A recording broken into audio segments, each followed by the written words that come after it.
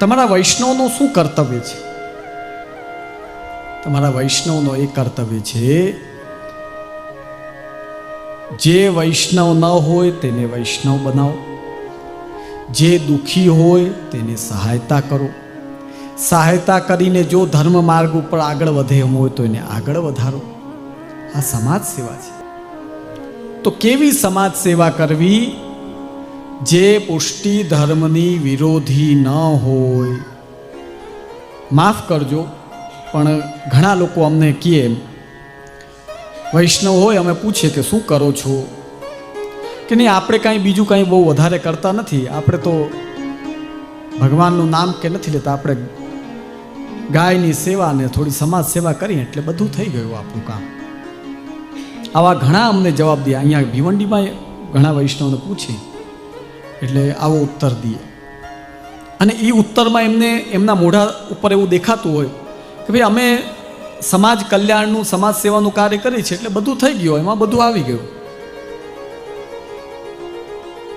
સમાજ સેવા કરો જ્યારે સ્વતંત્ર, તો એનું પુણ્ય મળે, અને પુણ્ય માટે ભગવદ્ ગીતા કહે છે, તેતમ ભુક્ત્વા સ્વર્ગલોકમ વિશાલમ ક્ષીણે પુણ્યે મર્ત્યલોકમ વિશંતિ એવમ ત્રયી ધર્મ મનુપ્રપન્નાહ ગતાહ ગતમ કામ કામાહ લભંતે.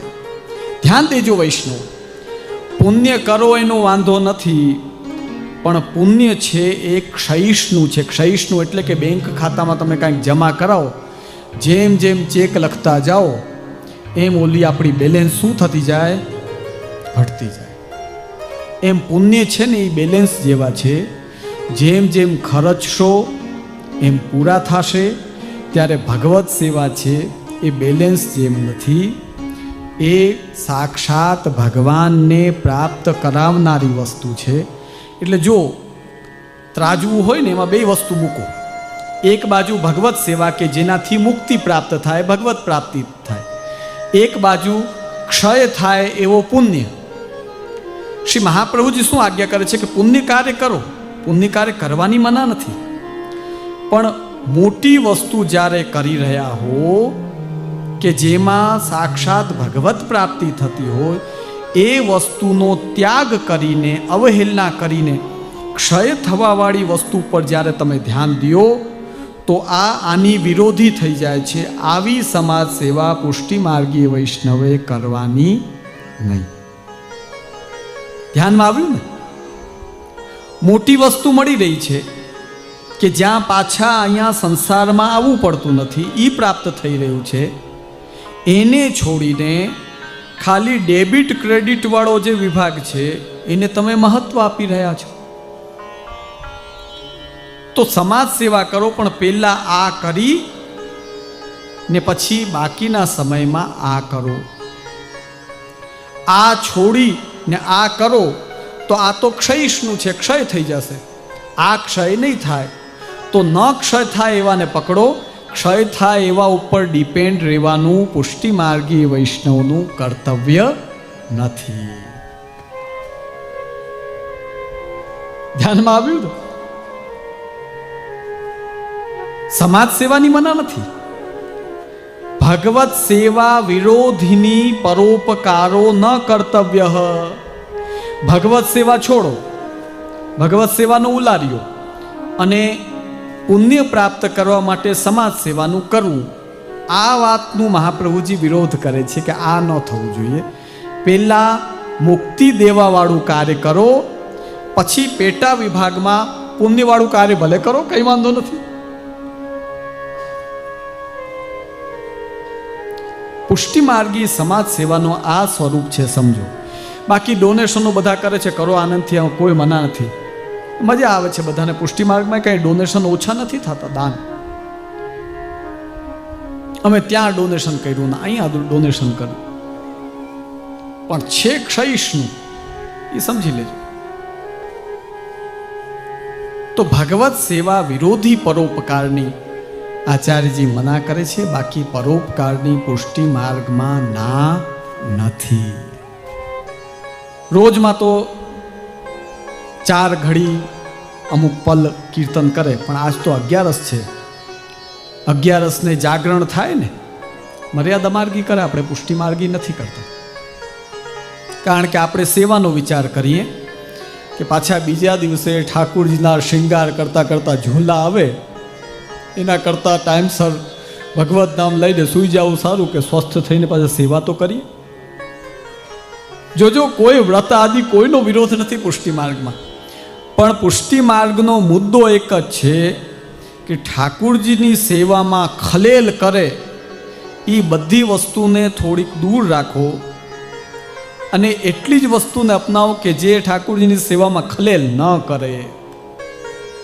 એક એવી અમારે સંસ્કૃતમાં પંડિત પછાડ કહેવાય. પંડિત પછાડ એને કહેવાય કે જેમાં શબ્દોનો ફેરફાર હોય.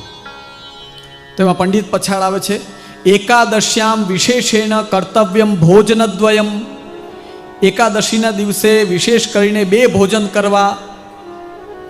રાત્રૌ જાગરણમ ચૈવ દિવાચ હરિકીર્તનમ. અને બીજું શું કરવું? રાતના જાગવું અને દિવસમાં હરિકીર્તન કરવા. હવે ઓલો સામેવાળો ચક્કરમાં પડ્યો. એક બાજુ તમે કહો એકાદશી, બીજી બાજુ કહો હરિકીર્તન કરો, ત્રીજી બાજુ કહો જાગરણ કરો, અને ચોથી બાજુ બધા ઉપર પાણી ફેરવી દો કે 2 વાર ભોજન કરો. તો આને પંડિત પછાડ કહેવાય કે સામેના પંડિતને ગોટાળે ચઢાવવા માટે આવી 300 જેટલી અમને સંસ્કૃત અમે પરીક્ષાઓ દેતા ત્યારે એમાં પંડિત પછાડ આખો એક ગ્રંથ આવતો. એમાં 300 જેટલી આવી નાની નાની પહેલી જેવી. હવે જો આને સમજો, એકાદશ્યામ વિશેષેણ, ભાઈ એકાદશીના દિવસે વિશેષ પ્રકારથી કર્તવ્યમ, 2 કર્તવ્ય છે. ભોજન, ભો એટલે હે મનુષ્યો, જન એટલે મનુષ્ય. હવે એ ભો અને જન એ 2 શબ્દને મેળવી દીધા એટલે બની શું ગયું? ભોજન. ધ્યાનમાં આવ્યું? એકાદશ્યામ વિશેષેણ કર્તવ્યમ દ્વયમ. ભોજન એટલે મનુષ્યોને આહ્વાન કરે છે, સમજાવે છે કે હે મનુષ્યો. ભો એટલે હે ને જન એટલે મનુષ્યો.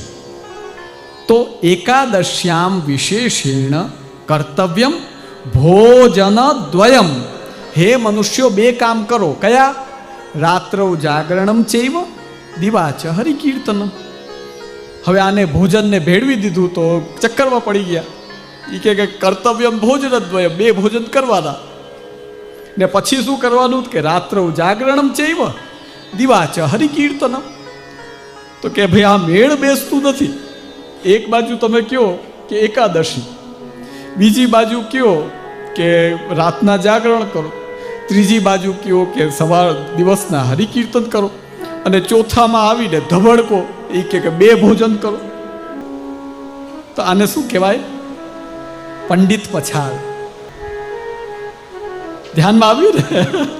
આવા બધા અમે તો જો તમે પણ શાંતિથી બેસો ને તો તમને આ બધા સંસ્કૃતના અમે આનંદ લેવડાવીએ. અમે આ બધા આનંદ લઈએ એટલે તમે આનંદમાં રહીએ. 10 તકલીફ આવી જાય તો એ આનંદમાં કેમ રહીએ? કે અમે આ શાસ્ત્રો એમાં રહેલા સ્વારસ્ય એનો આનંદ ઉઠાવતા રહીએ, મસ્તીમાં રહીએ. કંઈ ટેન્શન દુનિયાના ટેન્શન કોને લાગુ પડે? જે એક વસ્તુને પકડીને બેઠો હોય, સંસાર, પૈસો અને ઘરનું કડાકૂટ, એને ટેન્શન હોય. જે પ્રભુનું નામ, પ્રભુની સેવા, પુષ્ટિ શાસ્ત્ર અને સંસ્કૃતના સાહિત્યની અંદર આનંદ કરતા હોય. અમે તો કારમાં કલાકો વિતાવતા હોઈએ. તો શું કરીએ? તમારી જેમ આખો દિવસ પછી ઓલો મોબાઈલમાં ઇન્સ્ટાગ્રામ ને આ બધી માથાકૂટોમાં આખો દિવસ ન પડ્યા રહીએ. ચિંતન કરીએ. આહા, શું એક સંસ્કૃતના વચનો, આપણા આચાર્યોની વાણીઓ, એમાં છકેલા રહીએ, એમાં એ આનંદમાં. તો કહે છે એકાદશ્યામ વિશેષેણ કર્તવ્યમ દ્વયમ રાત્રૌ જાગરણમ ચૈવ દિવાચ હરિકીર્તનમ. ભોજન, હે મનુષ્યો, આ 2 કર્તવ્ય દરેક એકાદશીને કરવાના. અમારો એક મિત્ર બિચારો, એને 11 ફાવે નહીં, એટલે એને અમે આ બતાવ્યું, માધવ નામ એનો. એને અમે આ બતાવ્યું. એ કે આ તો સારું, એ કે ભગવત નામે લ્યો, જાગરણે કરો અને પાછા જામીને બે ટાઈમ ભોજન કરો, એટલે કઈ ચિંતા જ નહીં. तासों जब श्री आचार्य जी आपू रात्रि को पढ़ेंगे तब मैं रात्रि को प्रयाग में जाके परमानंद स्वामी के कीर्तन सुनूंगो. क्षत्रिय कपूरे निर्णय कर्यो कि भाई आजे मोको आव्यो छे, आजे हूँ कीर्तन सांभळीश. ता पाछे रात्रि भई तब वह क्षत्रिय कपूर जलघड़िया अपनी सेवा सो पहुंची के श्री आचार्य जी के श्री मुखते कथा सुनी के रात्रि प्रहर 1:30 गई. ताही समय अडेल सो प्रयाग को चल्यो. तब अपने मन में विचारे जो या समय घाट ऊपर तो नाव मिलनी नहीं है, तासो तैर के जाऊं. अडेल थी तेरी ने आखा सामेना पार गया. तरवैया हो ने तरवैया. सो वे तेरवे में बड़े निपुण हते. पाछे घाट ऊपर जाए परदनी एक छोटी सी पहरी के धोती उपरना माथे बांधे. सो उष्णकाल गर्मी के दिन हते. सो तेर के परमानंद स्वामी कीर्तन करत हते तहाँ आए. सो इनको पहले परमानंद स्वामी सो मिलाप तो कबहू भयो न हतो. क्यारे परमानंद स्वामी थी मळ्या नता. तासो दूरी बैठी गए, जाइने दूर बेसी गया. वहां श्री आचार्य जी के सेवक प्रयाग के वैष्णव बैठे हते. सो इनको जानत हते. सो तहां अपने पास ही इन क्षत्रिय कपूर को बैठा लिए. सो वे जहां परमानंद स्वामी बैठे हते तिनके पास जाए बैठे. तब और गुनिन के पद गाए. पाछे परमानंद स्वामी ने गायवे को आरंभ कियो. सो परमानंद स्वामी विरह के पद बहुत गावते. पेला बीजा बधाए गायु. अपनामां एक परंपरा होय, क्यारे पण सत्संगमां बेसो ने तो घणाने केवो शौक होय कि बीजा कोईने गावा ज नहीं देवाना, हूँ ज बधो सुकान पोते संभाळी ली. ने घणानी केवी आदत होय कि हजी एक पूरो करे ने त्यां तो वल्लभ हवर घर करता तो उपाड़ी ले बीजू, એટલે બીજાને કોઈને ચાન્સ જ નહીં આવવા દેવાનો. હોય એવા આપણા વૈષ્ણવમાં સત્સંગીઓમાં તો ખાસ હોય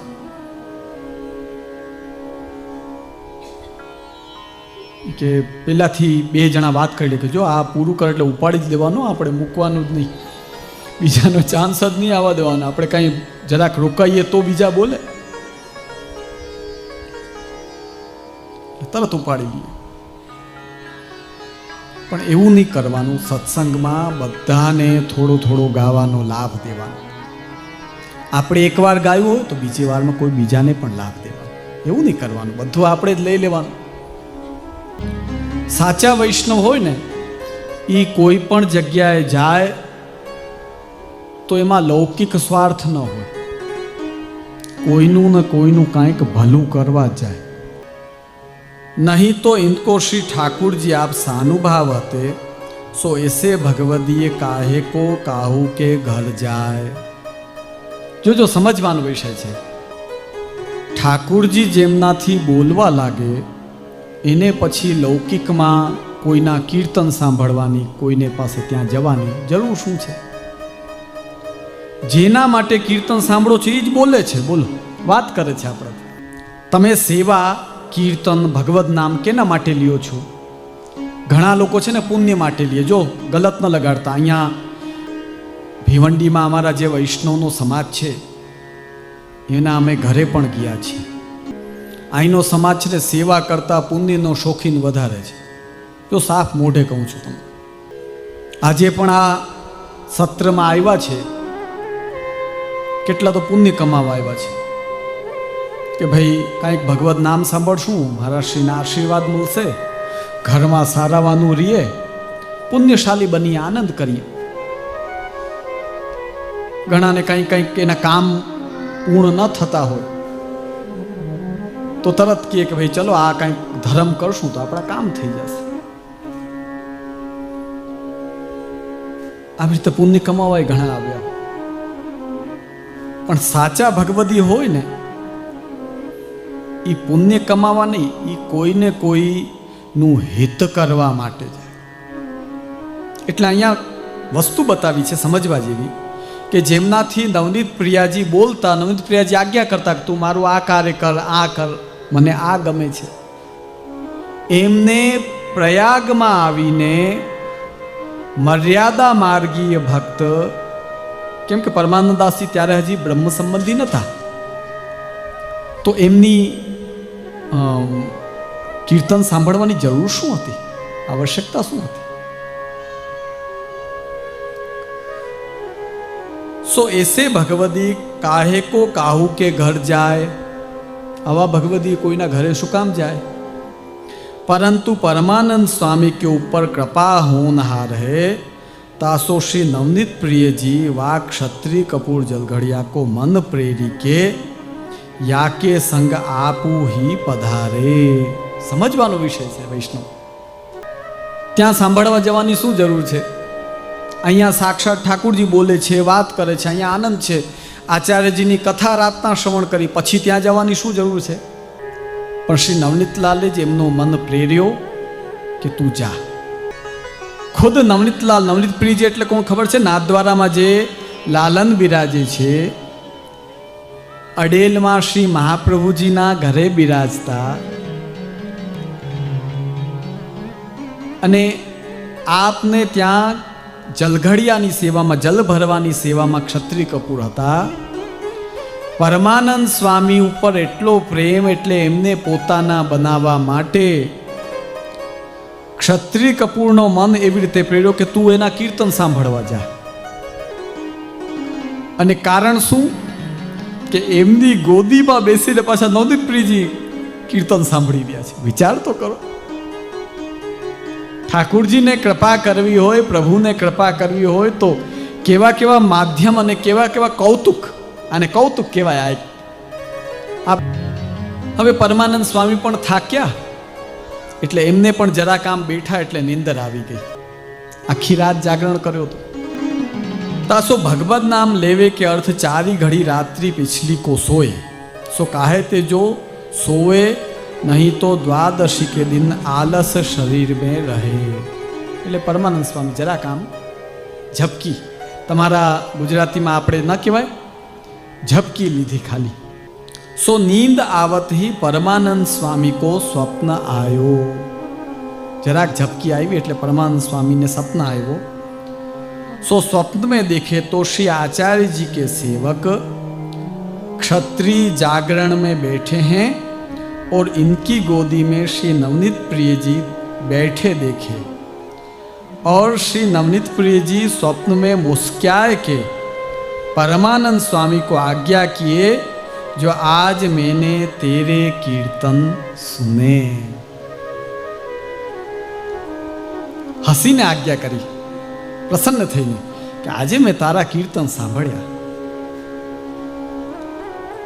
सो श्री आचार्य जी के कृपा पात्र सेवक कपूर क्षत्रिय जलघड़िया तेरे यहाँ रात्रि को जागरण में आए, तासो इनके साथ मैं हूँ आयो. सो इतने दिनन में आज तेरे कीर्तन सुन्यो. आनाथी मोटी कृपा शू कहेवाय वैष्णव? આજનો મનુષ્ય છે ને એ એટલો સૂકા લાકડા જેવો થઈ ગયો છે કે આ બધી ભાવાત્મક કથાઓ છે ને એ 10 ઇંચ વરસાદ કરી દો ને તો એ સૂકો ભીનો થવાનો નથી. આજના મનુષ્યની એવી હાલત છે.